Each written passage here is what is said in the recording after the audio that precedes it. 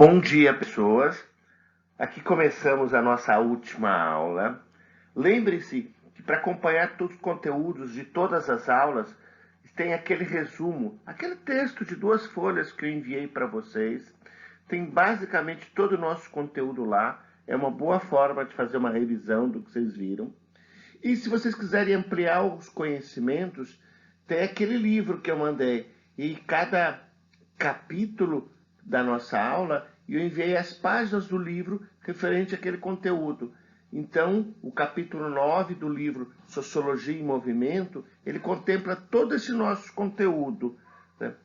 Além disso, tem essas videoaulas que vocês podem aprofundar os conhecimentos. Então, relembrando, assiste a videoaula. Quer dar uma resumida no conhecimento? Tem o texto de 2 folhas. Quer dar uma ampliada? Tem o livro para ver. Ficou com dúvida? Não clareou algumas coisas? Quer acrescentar algum comentário? Tem um mural ainda, que você pode lá no mural colocar, professor Álvaro, isso, sociologia, isso, colocar suas dúvidas e clarear as coisas. Vamos então curtir essa aula. Espero que a gente se divirta e aprenda sobre isso. Para falar dos avanços e retrocessos no mundo do trabalho, vamos apresentar o modelo econômico neoliberal, que é um modelo que a gente está vivendo hoje. Para fazer isso, nós vamos iniciar com as origens do modelo liberal, lá na Revolução Francesa.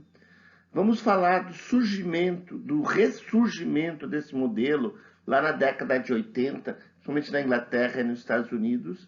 Falar de como isso está afetando a economia e o mundo do trabalho hoje. E vamos terminar essa nossa aula falando de uma perspectiva para o futuro, que pode ser uma perspectiva otimista. Muitos de vocês já devem ter ouvido falar do neoliberalismo. Para a gente entender o que é esse modelo econômico, o neoliberalismo, vamos nas origens dele, quando ele surge lá no final da Idade Média, com a Revolução Francesa. O que acontecia? Antes nós tínhamos um modelo econômico monopolista e centralizado na figura do rei. O rei decidia tudo, a economia todinha estava centralizada na figura do rei, e o capitalismo que estava surgindo nessa época tinha que se submeter às decisões reais. Nem sempre os capitalistas gostavam muito disso. O que eles fizeram? Na Revolução Francesa. Eles modificaram a forma de comandar o Estado, derrubando o rei através da Revolução Francesa. O que eles queriam? Eles queriam a liberalidade, ou seja, eles queriam a liberdade para poder tomar as decisões no mundo capitalista sem a interferência do Estado. Então, eles estavam se revoltando contra as decisões de um governo centralizado, monárquico, propondo um governo onde a lei da oferta e procura, as leis do mercado, decidissem o que iam acontecer.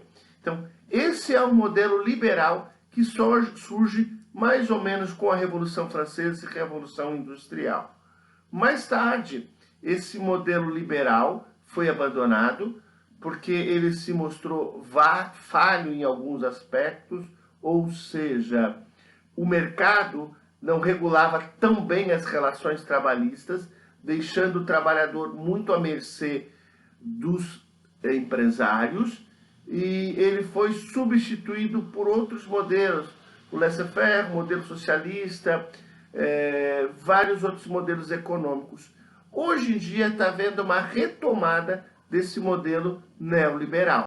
Então, com a Revolução Francesa, os capitalistas removeram o rei do poder e se livraram das regras, das regulações econômicas que impediam eles de tomar as suas decisões, de seguir os seus caminhos, né? Assim, eles estavam livres de qualquer legislação imposta para estabelecer uma relação entre o capital e o trabalho sem a regulamentação do Estado. Esse é o modelo liberal. Na década de 80, esse modelo liberal ele ressurge no mundo moderno. Ele é fortemente influenciado por essa aí, Margaret Thatcher. Ela foi a primeira-ministra da Inglaterra de 1979 a 1990. ela reimplantou essas ideias do liberalismo econômico, ou seja, de uma economia na qual as relações entre trabalho e capital eram livres da regulamentação do Estado. No Brasil, esse modelo ele começa a ser implantado com a eleição de Collor em 1990, ele fica até 92, depois ele é impeachmentado, né? Ele é fortalecido por Fernando Henrique Cardoso, esse modelo neoliberal, e hoje ele está sendo implantado pelo ministro da Economia atual de Bolsonaro, que é Paulo Guedes. Mas fica uma grande pergunta que a gente precisa responder. Hoje não existem mais reis contra os quais a economia deve se libertar. Então, do que esse modelo neoliberal quer se liberar? O que ele está buscando nesses anos 80, 90, 2000? Quais são os interesses desse modelo neoliberal? E isso a gente vai explicar agora. Para responder a essa pergunta, é preciso olhar para os últimos 150 anos do movimento sindical e entender o seu impacto na qualidade de vida do trabalhador. Foram conquistados vários direitos, como a carteira de trabalho, salários de emprego, salário maternidade, aviso prévio, férias remuneradas, jornadas de 40 horas, remunerados descanso, estabilidade, etc. Em última instância, quem garante a aplicação desses direitos é a justiça trabalhista. Falando bonito, o que o capitalismo neoliberal quer é a desregulamentação das leis trabalhistas. Traduzindo, o que o liberal quer é ficar livre das leis que protegem o trabalhador. E com contratos temporários, terceirização, não precisar respeitar mais os direitos trabalhistas. Assim, ele aumenta o lucro às custas da qualidade de vida do trabalhador. Resumindo, então, o neoliberalismo econômico incentiva uma maior participação do capital em setores que antes eram regulamentados e administrados pelo Estado. Além disso, ele desregulamenta as relações trabalhistas, retirando garantias do trabalhador, que, pressionado pelo desemprego, acaba aceitando isso. O que resultou no aumento do desemprego mundial e uma fragilização econômica desses trabalhadores. Para continuar esse nosso passeio em busca de entender como é que é o mundo do trabalho hoje, vamos ver qual é o impacto que as tecnologias têm na vida do trabalhador. Para isso, vamos assistir esse filme aqui, ó.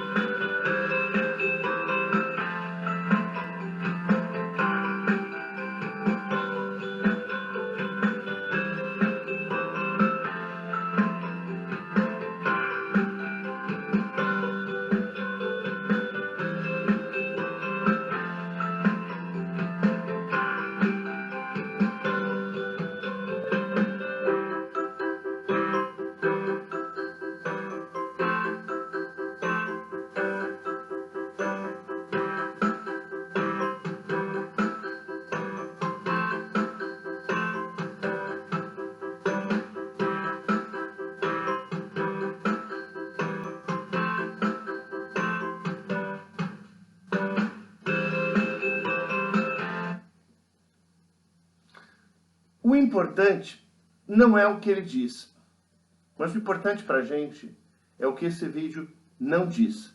A apresentação desse vídeo já nos traz algumas dicas importantes. Quando ele fala das vantagens da automação para a indústria, ele está dizendo o seguinte: as tecnologias custam caras para ser desenvolvidas e implantadas. E elas só são implantadas se elas geram lucros para quem está pagando por ela. Ou seja, se uma tecnologia não produzir lucro para a empresa, ela vai ser abandonada. E se ela não for boa para o consumidor e ou para o trabalhador, será que ela vai ser implantada? Claro. Quem está implantando ou não uma nova tecnologia é quem está pagando por ela, quem vai querer obter lucro. Por isso que esse texto já fala, as vantagens da automação para a indústria. É lógico que uma fábrica trabalhando 24 horas por dia, 7 dias por semana, 365 dias por ano, vai dar muito mais lucro. Mas a pergunta é, isso é bom para o trabalhador? Não ter nenhum tipo de interrupção no serviço? Sem dúvida, a automação vai aumentar a rentabilidade da empresa. Vai ter custos mais baratos e ela vai ser mais competitiva no mercado. Qual é o custo que o trabalhador vai estar pagando para isso? Veja só que maravilha. Com os processos automatizados, reduz os acidentes de trabalho e afastamento dos trabalhadores por trabalho repetitivo. Veja que maravilha. Mas por que não tem acidente de trabalho? Porque os trabalhadores não estarão lá. E onde vão estar esses trabalhadores? Desempregados. O processo de automação evita problemas na saúde do trabalhador, porque o trabalhador está desempregado. E aí eu pergunto, isso é bom para o trabalhador ou é só bom para a empresa? Veja que irônico. O trabalhador passou a vida inteira lutando para ter qualidade de vida no trabalho, para ter um trabalho com segurança, para ter um trabalho onde ele tivesse saúde. Com a automação, a empresa pode tirar todos os custos que ela fez nessa área. Para ela, é uma grande vantagem não precisar mais cuidar da qualidade de vida do trabalhador. Outra coisa muito interessante aí, que me parece irônica também, é que com a automação diminui as ações trabalhistas e a rotatividade da mão de obra. Não vai ter rotatividade porque não vai ter trabalhador. E não vai ter ações trabalhistas também porque não vai ter trabalhador para reclamar que ele não está tendo os seus direitos garantidos por essa empresa. A ironia é, a empresa consegue, de uma forma legal, não cumprir as garantias trabalhistas para os seus empregados. A automação industrial, ela elimina os problemas de controle de qualidade. Por quê? Porque ela consegue erradicar os erros humanos. E sem humano, os processos podem ser cuidadosamente regulados e controlados. Olha que interessante. O que eles estão querendo é eliminar o humano do processo de industrialização. Sem o humano, eles eliminam os erros de produção. E o bom dessa brincadeira toda é que, graças à ação do marketing, o consumidor ainda vê naquele produto totalmente automatizado muito mais qualidade. Mesmo sabendo que isso levou ao desemprego de vários trabalhadores, ele prefere comprar esse produto, aumentando assim a credibilidade da marca perante o consumidor. Mas tem uma última coisa muito importante que a gente precisa levar em consideração. Algumas pessoas vão continuar trabalhando nas indústrias. E essas pessoas vão ter que se submeter ao ritmo das máquinas, ou seja, vão trabalhar, adaptar o seu modo de produção ao ritmo das máquinas. Não é mais o ritmo humano, o modo humano de produção, mas aqueles humanos que permanecerem na indústria automatizado vão ter que submeter as suas rotinas às rotinas das máquinas. Olha só, não vai ser as máquinas que vão servir ao trabalhador, mas o contrário. O trabalhador estarão servindo ao funcionamento das máquinas. Aqui a gente termina a primeira parte desse assunto, avanços e retrocessos no mundo do trabalho. Nele nós vimos como surge o liberalismo e o ressurgimento dessas ideias, desse modelo econômico, através do neoliberalismo. Além disso, a gente viu os impactos que esse modelo econômico traz no mundo do trabalho. Na segunda parte desse tema, nós vamos ver quais os impactos isso causa na vida do trabalhador. Muitos deles negativos, mas a gente vai terminar esse nosso curso na nossa última aula, mostrando que existem a possibilidade de perspectivas positivas através da economia solidária. Um abraço a todos e até lá.